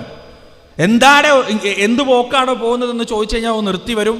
കയ്യിൽ ബ്ലേഡ് ഉണ്ടാവും, ഒരു വര അങ്ങോട്ട് വരക്കും. എത്രയോ ആളുകൾക്ക് അക്രമം കിട്ടി. ഇപ്പം ആരും ഒന്നും പറയാറില്ല, ആരും മൈൻഡ് ചെയ്യാറില്ല. ഇതാണ് അവസ്ഥ. കണ്ണൂരത്തെ അവസ്ഥ ഇതാണെങ്കിൽ ഇവിടുത്തെ അവസ്ഥ പറയാനില്ലല്ലോ. ഏറ്റവും കൂടുതൽ ഡ്രഗ് ഡീലേഴ്സ് ഉള്ളതും ഏറ്റവും കൂടുതൽ അത്തരത്തിലുള്ള പരിപാടികളും കലാപരിപാടികളും നടക്കുന്ന ഒരു നാട്ടിലാണ് നിങ്ങൾ ജീവിച്ചുകൊണ്ടിരിക്കുന്നത്. മതവിദ്യാഭ്യാസത്തിന് ഏറ്റവും പ്രാധാന്യമുള്ളൊരു നാട്ടിലാണ് പ്രിയപ്പെട്ടവർ നിങ്ങൾ ജീവിക്കുന്നത്. നിങ്ങൾ ഇതിൽ നിന്ന് പിന്മാറിയാൽ നാളെ നിങ്ങൾക്ക് വരാൻ പോകുന്നത് വലിയ ദുരന്തമായിരിക്കും. അതുകൊണ്ട് അള്ളാഹു സുബ്ഹാനഹു വ തആല കാത്തുരക്ഷിക്കട്ടെ. ഒന്നാമതായി അള്ളാഹുവിനെ കുറിച്ചുള്ള ചിന്ത അവർക്ക് ഉണ്ടാക്കി കൊടുക്കുക. രണ്ടാമതായി തെറ്റുകൾ ചെയ്യുമ്പോൾ ഒരു ഹയാ, ഒരു വേദന, ഒരു പ്രയാസം അവരുടെ മനസ്സിലില്ലെങ്കിലുണ്ടല്ലോ എന്ത് തെറ്റ് ചെയ്യാനും ഒരു മടിക്കൂല എന്ന് നമ്മൾ മനസ്സിലാക്കുക. മൂന്നാമതായി പ്രിയപ്പെട്ടവരെ, നമ്മുടെ മക്കൾ ഇപ്പോൾ എനിക്ക് ഓർമ്മയുണ്ട്, എൻ്റെ ഭാര്യ ആദ്യം അവളുടെ വയറ്റിൽ കുട്ടിയുണ്ടെന്ന് അറിഞ്ഞത് തൊട്ട് എന്തെല്ലാം സ്വപ്നങ്ങളാണ് നമ്മൾ മെനയാറുള്ളത്, എന്തെല്ലാം ആഗ്രഹങ്ങളാണ് നമ്മുടെ മനസ്സിലുള്ളത്. ആ കുട്ടിയുടെ സ്കൂൾ പഠനം, അത് കഴിഞ്ഞുള്ള കോളേജ് പഠനം, അത് കഴിഞ്ഞ് അവൾ എന്തായിത്തീരണം, ഏത് കോഴ്സ് പഠിക്കണം, എന്തെല്ലാം കാര്യങ്ങളാണ് നമ്മൾ സംസാരിക്കാറുള്ളത്. ആൺകുട്ടികളായാലും പെൺകുട്ടികളായാലും എന്തെല്ലാം പ്രതീക്ഷകളാണ്. എൻ്റെ മൂത്ത കുട്ടിക്ക് 7 വയസ്സ് മാത്രമായിട്ടുള്ളൂ. പക്ഷെ അവളുടെ വിവാഹം ഞാൻ ഇന്നും സ്വപ്നം കാണാറുണ്ട്. ആ വിവാഹം എങ്ങനെ ആയിരിക്കണം എന്ന് ചിന്തിക്കാറുണ്ട്. ഇത് ഓരോ രക്ഷിതാവിനും ഉള്ള ഒരു ചിന്തയാണ്, ആലോചനയാണ്. പ്രിയപ്പെട്ടവരെ, ആ മക്കൾ ഒരു സുപ്രഭാതത്തിൽ നശിച്ചുപോയി എന്നറിഞ്ഞാൽ നമ്മുടെ ഹൃദയത്തിൻ്റെ വേദന എത്രയായിരിക്കും, നമ്മുടെ മനസ്സിൻ്റെ വേദന എത്രയായിരിക്കും. അള്ളാഹു പരിശുദ്ധ ഖുർആനിൽ പ്രാർത്ഥിക്കാൻ പഠിപ്പിച്ചൊരു പ്രാർത്ഥനയുണ്ട്. റബ്ബന, അള്ളാഹുവേ, ഹബ്ലനാ മിൻ അസ്വാജിനാ വദുരിയാതിനാ ഖുർറത അഅ്യുൻ, ഞങ്ങളുടെ ഇണകളിൽ നിന്നും ഞങ്ങളുടെ സന്താനങ്ങളിൽ നിന്നും നീ ഞങ്ങൾക്ക് കൺകുളിർമ നൽകണം റബ്ബേ എന്ന് പ്രാർത്ഥിക്കാൻ അള്ളാഹു സുബ്ഹാനഹു വ തആല നമ്മോട് കൽപ്പിച്ചിട്ടുണ്ട്. ഇണകളിൽ നിന്നുള്ള കൺകുളിർമ എന്ന് പറഞ്ഞാൽ എന്താ? ഏതെങ്കിലും ഒരു അലുമിനിക്ക് പോയി, ഏതെങ്കിലും ഒരു പൂർവ്വ വിദ്യാർത്ഥി സംഗമത്തിന് പോയി വന്നിട്ട് അവിടുന്ന് പരിചയപ്പെട്ട പഴയ കാമുകനുമായി വീണ്ടും ചാറ്റ് തുടങ്ങുന്ന ആണും പെണ്ണും, ഭാര്യയും ഭർത്താവും 40-ാമത്തെ വയസ്സിലും 50-ാമത്തെ വയസ്സിലും പേരക്കുട്ടികൾ ഉമ്മുമ്മ ഉപ്പുപ്പ എന്ന് വിളിക്കുന്ന പ്രായത്തിൽ ചാറ്റിംഗ് നടത്തി ഒളിച്ചോടുന്ന കഥകൾ ഇങ്ങനെ കൂടിക്കൊണ്ടിരിക്കാൻ. ഇതാണ് കണ്ണിൽ തീവാരിയിടുക എന്ന് പറഞ്ഞാൽ. കുടുംബത്തിൽ ഇണകൾ കണ്ണിൽ തീവാരിയിടുക. ഇത്തരം ഇണകളും മാതാപിതാക്കൾ ഉണ്ടായിക്കഴിഞ്ഞാൽ പിന്നെ മക്കൾ ഏതറ്റം വരെ പോകും നമുക്ക് പറയാനില്ലല്ലോ പ്രിയപ്പെട്ടവരെ. അതുകൊണ്ട് മക്കളുടെ കൺകുളിർമ എന്ന് പറഞ്ഞാൽ ഈ ലോകത്ത് നമുക്ക് കിട്ടേണ്ടതാണ്, ദുനിയാവും നമുക്ക് കിട്ടേണ്ടതാണ്. വജഅൽനാ ലിൽ മുത്തഖീന ഇമാമ, അല്ലാഹുവേ, സൂക്ഷ്മത പാലിക്കുന്നവരുടെ നേതാക്കളായി ഞങ്ങളെ മാറ്റണേ എന്നാണ് അല്ലാഹു സുബ്ഹാനഹു വ തആല പ്രാർത്ഥിക്കാൻ പഠിപ്പിച്ചത്. വടക്കൻ കേരളത്തിൽ ഒരു സ്ഥലത്തൊരു പള്ളിയിൽ, സ്ഥലത്തിൻ്റെ പേരൊന്നും പറയുന്നില്ല, ഒരു പള്ളിയിൽ ഒരു മനുഷ്യനുണ്ടായിരുന്നു. 5 വക്ത് കൃത്യമായി പള്ളിയിൽ വരുന്നൊരു മനുഷ്യൻ. അദ്ദേഹമാണ് സുബഹ്ക്ക് പള്ളിയുടെ വാതിൽ തുറക്കുക, ആളുകൾക്ക് വരാൻ വേണ്ടിയിട്ട്. സുബൈ ബാങ്ക് അദ്ദേഹം കൊടുക്കുക. ഏത് പരിപാടി ഉണ്ടെങ്കിലും ഇതുപോലെ ഇങ്ങനെ മുന്നിലിരിക്കുന്നുണ്ടാവും, ശ്രദ്ധിച്ച് കേൾക്കും. പരലോകം പറയുമ്പോൾ കണ്ണുകൾ നിറയും, അള്ളാഹുവിനെ കുറിച്ച് പറയുമ്പോൾ കണ്ണുകൾ ഇങ്ങനെ വിടരും. അങ്ങനെ ഒരു മനുഷ്യൻ. ആ മനുഷ്യന് 2 ആൺമക്കളാണ്. അദ്ദേഹത്തിൻ്റെ 50-ൻ്റെയും 60-ൻ്റെയും ഇടയിലുള്ള പ്രായത്തിൽ അദ്ദേഹം മരണപ്പെട്ടു. അദ്ദേഹത്തിൻ്റെ മയ്യത്ത് കൊണ്ടുപോകുമ്പോൾ ആ മയ്യത്ത് നിസ്കരിക്കാൻ 2 ആൺമക്കളും ഇല്ല. ആ മയ്യത്ത് കട്ടിൽ പിടിക്കാൻ താങ്ങാൻ 2 ആൺമക്കളും ഇല്ല. കാരണം എന്താണെന്നറിയോ? ഒരുത്തൻ മൂക്കറ്റം കള്ളു കുടിച്ചിട്ട് അദ്ദേഹത്തിൻ്റെ മയ്യത്ത് കൊണ്ടുപോകുന്ന അതേ തെരുവിൽ റോഡ് സൈഡിൽ വീണടക്കാണ്, മൂക്കറ്റം കള്ളു കുടിച്ചിട്ട്. വേറൊരുത്തൻ ഒരു കുത്തുകേസിൽ പെട്ടിട്ട് ജയിലിലാണ്, റിമാൻഡിലാണ്. 2 മക്കളും ഇല്ല നിസ്കരിക്കാൻ, 2 മക്കളും ഇല്ല പ്രാർത്ഥിക്കാൻ. ഇത്തരം മക്കളുണ്ടായിട്ട് എന്താണ് കാര്യം പ്രിയപ്പെട്ടവരെ? നാം ഇവിടുന്ന് മരിച്ചു പോയി കഴിഞ്ഞാൽ, എനിക്ക് ഓർമ്മയുണ്ട്, മാനന്തവാടിയിൽ ഒരിക്കൽ സംസാരിച്ചുകൊണ്ടിരിക്കുമ്പോൾ, വയനാട് മാനന്തവാടിയിൽ ഇങ്ങനെ തൗഹീദ് പറയാൻ. അപ്പോൾ ഒരു കുട്ടി ഇങ്ങനെ ഒരു ചെറുപ്പക്കാരൻ, ഒരു 10-22 വയസ്സ് പ്രായം തോന്നിക്കുന്ന ഒരു ചെറുപ്പക്കാരൻ ഇങ്ങനെ വേദിയിലേക്ക് കയറി വന്നു. ഞാൻ വിചാരിച്ചു എന്തോ സംഘാടകരോ മറ്റോ ആയിരിക്കും. മൈക്ക് ഇങ്ങനെ ഓഫാക്കിയിട്ട് എന്താണെന്ന് നോക്കാൻ വേണ്ടിയിട്ട് അവിടെ നിന്നു. അപ്പോൾ അവൻ വന്നിട്ട് നല്ല പുളിച്ച തെറിയാണ് ചെവിയിൽ പറഞ്ഞത്. എന്നിട്ട് പറഞ്ഞു, നിർത്തിപ്പോടോ, എന്തോ കഞ്ചാവോ മറ്റോ ഉപയോഗിച്ചതാണ്. എന്നിട്ട് അവൻ അങ്ങോട്ട് ഇറങ്ങിപ്പോയി. അവൻ ഇറങ്ങിപ്പോയപ്പോൾ ഞാൻ മൈക്കിലൂടെ പറഞ്ഞു, ഞാൻ വിചാരിച്ചു വല്ല സംഘാടകരോ മറ്റോ ആയിരിക്കുന്ന, ഇത്ര ഉത്തരവാദിത്തമില്ലേ സംഘാടകരെ നിങ്ങൾക്ക്? ഒരാൾ സ്റ്റേജിലേക്ക് കയറി വരുമ്പോൾ അയാളെ പിടിക്കാനുള്ള ഉത്തരവാദിത്തം നിങ്ങൾക്കില്ലേ എന്നൊക്കെ പറഞ്ഞു. ഇത് കേട്ടപ്പോൾ അവിടെ ആ ടൗണിലുണ്ടായിരുന്ന കുറച്ച് യുവാക്കൾ കൂടിയിട്ട് അവനെ നന്നായി മർദ്ദിച്ചു. വേണ്ടാന്ന് പറഞ്ഞെങ്കിലും നന്നായി അടി കിട്ടി. അവസാനം സംസാരം കഴിഞ്ഞിട്ട് അവിടുത്തെ KNM പ്രസിഡന്റ് പറഞ്ഞൊരു വാക്കാണ് മനസ്സിൽ ഇന്നും തറച്ചു വെക്കുന്നത്. എന്താ അദ്ദേഹം പറഞ്ഞെന്നറിയോ? ആരാണ് ഇതിനെയൊക്കെ ജനിപ്പിച്ചു വിട്ടതെന്നറിയില്ല, ആരുടെ സന്തതിയാണെന്നറിയില്ല. നമ്മുടെ മക്കൾ എന്ത് തോന്നിയാസത്തരം കാട്ടിയാലും, നമ്മുടെ മക്കൾ എന്ത് വേണ്ടാതെ ഇനം കാട്ടിയാലും, പ്രിയപ്പെട്ടവരെ, നമ്മൾ എത്ര നന്നായി ജീവിച്ചാലും ആളുകൾ നമ്മുടെ പേര് പറയും. മാഷറയിൽ വരെ നമ്മുടെ പേര് കൂട്ടിയിട്ടാണ് വിളിക്കുക. തെമ്മാടിയായ ഒരുത്തനെ നമ്മുടെ പേരും കൂട്ടി മാഷറയിൽ നിന്ന് വിളിക്കുന്നൊരവസ്ഥകൾ ആലോചിച്ച് നോക്ക്. ഒരു മനുഷ്യൻ്റെ റൂഹിനെ ആകാശത്തേക്ക് കൊണ്ടുപോകുമ്പോൾ അവൻ തെമ്മാടിയാണെങ്കിൽ ദുർഗന്ധം വമിക്കുന്ന ആത്മാവ് ആരാണെന്ന് മലക്കുകൾ ചോദിക്കും. അപ്പോൾ ഈ ആത്മാവിനെ കൊണ്ടുപോകുന്ന മലക്കുകൾ പറഞ്ഞു കൊടുക്കുക എന്താ അറിയോ? ഉപ്പാൻ്റെ പേര് കൂട്ടിയിട്ടാ, രക്ഷിതാക്കളുടെ പേര് കൂട്ടിയിട്ടാ. അതുകൊണ്ട് നമുക്ക് ഒരിക്കലും ഒഴിയാൻ പറ്റാത്ത ഒരു ഉത്തരവാദിത്തമാണ് മക്കൾ എന്ന് പറയുന്നത്. അവർ ഈ ദുനിയാവിൽ നമുക്ക് കൺകുളിർമ നൽകിയിട്ടില്ലെങ്കിൽ പരലോകത്ത് സ്വർഗത്തിലേക്ക് പോകുമ്പോൾ പിടിക്കും നമ്മുടെ കയ്യവരെ. വജഅൽഹുമാ തഹ്ത അഖ്ദാമിന ലിയകൂന മിനൽ അസ്ഫലിൻ. പടച്ചോനെ, ഇവൻ എങ്ങനെയാ പോവുക? ഇവളെങ്ങനെയാ സ്വർഗത്തിലേക്ക് പോവുക? ഇയാളും എൻ്റെ ഉമ്മയും സുബഹ് നമസ്കരിക്കാൻ എഴുന്നേറ്റപ്പോൾ എന്നെ വിളിക്കാൻ ഇവർക്ക് തോന്നിയിട്ടില്ലല്ലോ. ഇവർ ഖുർആൻ ഓതുമ്പോൾ എൻ്റെ മുന്നിലേക്ക് ഖുർആൻ വെച്ച് തരാൻ ഇവർക്ക് തോന്നിയിട്ടില്ലല്ലോ. ഇവർ ഖുർആൻ ക്ലാസ്സിന് പോകുമ്പോൾ എൻ്റെ കൈ പിടിച്ച് കൊണ്ടുപോകാൻ ഇവർക്ക് തോന്നിയിട്ടില്ലല്ലോ. എൻ്റെ ബാല്യത്തിൽ എൻ്റെ കൈ പിടിച്ച് നമസ്കരിക്കാൻ പള്ളിയിലേക്ക് കൊണ്ടുപോകാൻ എൻ്റെ ഉപ്പയെന്ന് പറയുന്ന ഈ ഒരുത്തിന് തോന്നിയിട്ടില്ലല്ലോ റബ്ബേ. പിന്നെ എങ്ങനെയാ അവർ സ്വർഗത്തിലേക്ക് പോവാ? എൻ്റെ കാലിൻ്റെ അടിയിൽ അവരെ ഇട്ടുക, ഞാൻ അവരെ ചവിട്ടി ധരിച്ചിട്ട് വേണമെങ്കിൽ നരകത്തിലേക്ക് പോയിക്കോളാം എന്ന് മക്കൾ പറയുമ്പോൾ, പ്രിയപ്പെട്ടവരെ, അള്ളാഹിൻ്റെ മുന്നിൽ നമുക്ക് പറയാൻ വേറെ ന്യായങ്ങൾ ഉണ്ടാവില്ല. നമ്മൾ മനസ്സിലാക്കുക, ഒരു ന്യായം നമുക്ക് പറയാൻ കഴിയൂല. അതുകൊണ്ട് നമ്മളാലാവുന്ന തരത്തിൽ അവസരങ്ങൾ ഒഴിവാക്കാതെ മക്കളെ ദീന് പഠിപ്പിക്കുക എന്നത് നമ്മുടെ ബാധ്യതയാണ്. ചവറ്റുകൊട്ടയിലേക്ക് പിതാവിനെ വലിച്ചെറിഞ്ഞിട്ട് പോയ മക്കളുണ്ട്. 10-30 കൊല്ലം ഗൾഫിൽ പണിയെടുത്ത് സ്ട്രോക്ക് വന്ന് ശരീരത്തിൻ്റെ ഒരു ഭാഗം തളർന്ന് വീടിൻ്റെ ഒരു കട്ടിൽ ഒതുങ്ങിയപ്പോണ്ടല്ലോ 3-4 ആൺമക്കൾ കൂടിയിട്ട് എടുത്ത് രാവിലെ നേരം പരപരാ ഒളുക്കുന്നതിൻ്റെ മുന്നേ ചവറ്റുകൊട്ടയിലേക്ക് വലിച്ചെറിഞ്ഞു. അവിടെ ആ വേസ്റ്റ് ഭക്ഷിക്കാൻ വരുന്ന നായ്ക്കളുടെ കൂടെ ആ നായ്ക്കൾ കടിച്ചു പറിച്ച് അവരുടെ കൂടെ കലഹിക്കുന്ന ആ മനുഷ്യൻ്റെ കരച്ചിൽ കേട്ടിട്ടാണ് പള്ളിയിൽ നിസ്കരിക്കാൻ വന്ന ആളുകൾ ആ മനുഷ്യനെ എടുത്തിട്ട് ആതുരാലയത്തിലേക്ക് പോകുന്നത്. കഴിഞ്ഞ വർഷം അദ്ദേഹം മരിച്ചു. മരിക്കുന്നതുവരെ വീട്ടിൽ നിന്ന് ഒരുത്തനും അദ്ദേഹത്തെ അന്വേഷിക്കാൻ വന്നില്ല, ഒരു മകനും അദ്ദേഹത്തെ അന്വേഷിക്കാൻ വന്നില്ല. കേരളക്കരയിൽ എത്രയോ വൃദ്ധസദനങ്ങളുണ്ട്. കരഞ്ഞു കലങ്ങിയ കണ്ണുകളുമായി ദൂരേക്ക് കണ്ണും നട്ടിരിക്കുന്ന 10,000-കണക്കിന് മാതാപിതാക്കൾ കൊണ്ടാക്കിയിട്ട് വർഷങ്ങൾ കഴിഞ്ഞിട്ടും ഒരു വട്ടം പോലും ഉമ്മയെയും ഉപ്പയെയും ഒന്ന് കാണുന്നതിന് വേണ്ടി വരണമെന്ന് ആലോചിക്കാത്ത മക്കളുടെ മാതാപിതാക്കൾ. എന്തുകൊണ്ടാണെന്ന് അറിയോ പ്രിയപ്പെട്ടവരെ? അത് പഠിപ്പിക്കേണ്ട സമയത്ത് അള്ളാഹുവിനെ കുറിച്ച് പറഞ്ഞു കൊടുക്കാത്തതിൻ്റെ കേടാണ്, അതിൻ്റെ പ്രശ്നമാണത്. നമ്മുടെ പണ്ഡിതന്മാരൊക്കെ പറയുന്നൊരു സംഭവമുണ്ട്. സൗദി അറേബ്യയിൽ ഒരു കോടതിയിൽ നടന്ന ഒരു കേസാണ്. അവിടെ ജ്യേഷ്ഠനും അനുജനും തമ്മിലാണ് ശക്തമായ വാദം നടക്കുന്നത്. നമ്മുടെ നാട്ടിലൊക്കെ വാദങ്ങൾ ഉണ്ടാവാറുണ്ട്. ഉമ്മാനിയും ഉപ്പാനിയും മുന്നിൽ നിർത്തും, എന്നിട്ട് പെങ്ങന്മാരും ആങ്ങന്മാരൊക്കെ 2 ഭാഗത്ത് നിർത്തിയിട്ട് പറയും, ഞാൻ ഇത്ര വർഷം നോക്കിയിട്ടുണ്ട്, ചികിത്സക്ക് ഇത്ര ചെലവ് വന്നിട്ടുണ്ട്, അതുപോലെ തന്നെ ഭക്ഷണത്തിന് ഇത്ര ചെലവ് വന്നിട്ടുണ്ട്, ഡ്രസ്സ് വാങ്ങിച്ചു കൊടുക്കാൻ ഇത്ര ചെലവ് വന്നിട്ടുണ്ട്, അതുകൊണ്ട് ഉമ്മൻ്റെ ഉപ്പൻ്റെ ചെലവ് ഇനി നോക്കാൻ എനിക്ക് പറ്റൂല, നിങ്ങൾ ആരെങ്കിലും കൊണ്ടുപോയിക്കോ എന്ന് പറഞ്ഞ് കൈയൊഴിയുന്ന മക്കൾ. വേറൊരു കുട്ടികൾ ഞാൻ ഉപ്പാൻ്റെ ഇത്ര കട ഏറ്റെടുത്തിട്ടുണ്ട്, അതുകൊണ്ട് എനിക്കിനി നോക്കാൻ പറ്റൂല, എനിക്ക് എൻ്റെ കാര്യങ്ങളുണ്ട് എന്ന് പറയുന്നവർ.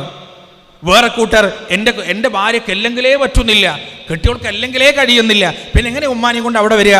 ആ കുട്ടികളെ നോക്കിയിട്ടാണ് അവർക്കൊരു സ്വസ്ഥതയും ഇല്ല. മക്കളുടെ പഠിത്തം, ഭാര്യയുടെ സൗകര്യം, അതുപോലെ തന്നെ സാമ്പത്തികമായ കാര്യങ്ങൾ, ഇതൊക്കെ പറഞ്ഞ് മാതാപിതാക്കളെ ചവറ്റുകൊട്ടയിലേക്ക് വലിച്ചെറിയുന്ന വലിയൊരു സമുദായം മക്കൾ നമ്മുടെ ഈ ഉമ്മത്തിൻ്റെ ഇടയിൽ തന്നെ ഉണ്ട് പ്രിയപ്പെട്ടവരെ. അവരുടെ മുന്നിലേക്കാണ് ഈ ഒരു കോടതിയിലെ ചർച്ചയെ നമ്മുടെ പണ്ഡിതന്മാർ പറഞ്ഞു കൊടുക്കാറുള്ളത്. ഈ രണ്ട് ജ്യേഷ്ഠനും അനുജനും തമ്മിൽ തർക്കിക്കുന്നത് നീ കൊണ്ടുപോകണം എന്ന് പറഞ്ഞിട്ടല്ല, ഞാൻ കൊണ്ടുപോകും എൻ്റെ ഉപ്പാനെ, ഞാൻ കൊണ്ടുപോകും എൻ്റെ ഉപ്പാനെ, അവന് വിട്ടത് കൊടുക്കാൻ ഞാൻ തയ്യാറല്ല. 10-30 കൊല്ലം ഉപ്പാനെ പരിചരിച്ച് ബാപ്പാൻ്റെ എല്ലാ കാര്യങ്ങളും നോക്കി നടത്തിക്കൊടുത്ത മൂത്ത മകൻ, ആ മൂത്ത മകൻ ന്യായാധിപനോട് പറയാണ്, എനിക്കെന്നെ എൻ്റെ വാപ്പാനെ വിട്ടുതരണം കേട്ടോ, എൻ്റെ അടുത്ത് നിന്ന് നിങ്ങൾ എൻ്റെ പിതാവിനെ പറിച്ചു കൊണ്ടുപോകരുത്, എൻ്റെ ഹൃദയം വേദനിക്കും.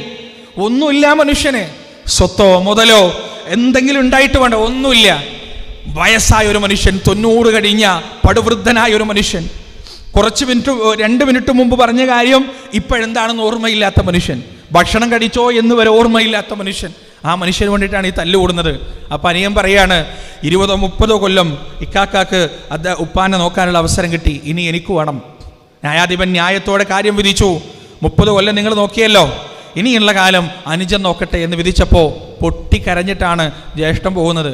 എന്നിട്ട് കോടതിയുടെ വാതിലിൻ്റെ അടുത്ത് നിന്നിട്ട് തിരിഞ്ഞു നിന്നിട്ട് പറഞ്ഞു, നിങ്ങൾ എൻ്റെ നേരെ കൊട്ടിയടച്ചത് എൻ്റെ സ്വർഗത്തിൻ്റെ നടുവിലുള്ള വാതിലാണ് കേട്ടോ, സ്വർഗത്തിൻ്റെ നടുവിലുള്ള വാതിലാണ് നിങ്ങൾ എൻ്റെ നേരെ കൊട്ടിയടച്ചത് എന്നാ ഉപ്പ പറഞ്ഞു എന്നാണ്.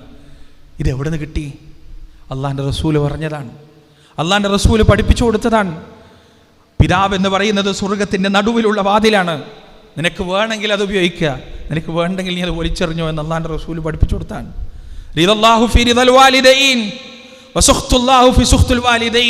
അള്ളാഹുവിൻ്റെ തൃപ്തി കിടക്കുന്നത് മാതാപിതാക്കളുടെ തൃപ്തിയിലാണ്, അള്ളാഹുവിൻ്റെ വെറുപ്പ് കിടക്കുന്നത് മാതാപിതാക്കളുടെ വെറുപ്പിലാണ്. മതം പഠിച്ചൊരു മനുഷ്യനെ സംബന്ധിച്ചിടത്തോളം ഉമ്മയുടെ കണ്ണിൽ നിന്ന് ഒരു തുള്ളി കണ്ണുനീര് അവൻ കാരണം ഉറ്റിയാൽ അവൻ പേടിക്കും, അവൻ്റെ ഉറക്കം നഷ്ടപ്പെടും, അവൻ്റെ സമാധാനം നഷ്ടപ്പെടും. അവൻ വന്ന് ഉമ്മാൻ്റെ കാലിൻ്റെ അടുത്തിരുന്ന് കരയും, ഉമ്മ പുറത്തു തരണം കേട്ടോ, എൻ്റെ അടുത്ത് നിന്ന് അറിയാണ്ട് സംഭവിച്ചതാണ്. മഹാനായ ഇബ്നു അബ്ബാസ് റളിയല്ലാഹു അൻഹുവിൻ്റെ അടുത്തേക്ക് ഒരു മനുഷ്യൻ വരികയാണ്. എന്നിട്ട് അയാൾ ചോദിക്കുന്നു, എനിക്കൊരുപാട് തെറ്റുകൾ സംഭവിച്ചിട്ടുണ്ട്, ഒരുപാട് പാപങ്ങൾ സംഭവിച്ചിട്ടുണ്ട്, പുറത്തു തരാൻ ഞാൻ എന്താ ചെയ്യേണ്ടത്? ഇബ്നു അബ്ബാസ് ഒറ്റ ചോദ്യം തിരിച്ചു ചോദിച്ചിട്ടുള്ളൂ, ഉമ്മ ജീവിച്ചിരിപ്പുണ്ടോ? അദ്ദേഹം പറഞ്ഞു, ഉണ്ട്. എങ്കിൽ ഓടിക്കോ, പെട്ടെന്ന് പോയിക്കോ, എന്നിട്ട് ഉമ്മയുടെ കാലിൻ്റെ ഭാഗത്തിരിക്ക്, എന്നിട്ട് ഉമ്മക്ക് സമാധാനവും സന്തോഷവും നൽകി. ഉമ്മയോടുള്ള നന്മയേക്കാൾ പാപങ്ങളെ കൊഴിപ്പിക്കുന്ന മറ്റൊരു കർമ്മവും അല്ലാഹുവിൻ്റെ റസൂല് പഠിപ്പിച്ച അധ്യാപനങ്ങളിൽ ഞാൻ കണ്ടിട്ടില്ല. യമനിൽ നിന്നൊരു യോദ്ധാവ് വരാൻ, യുദ്ധത്തിന് പങ്കെടുക്കാനാണ് വരുന്നത്.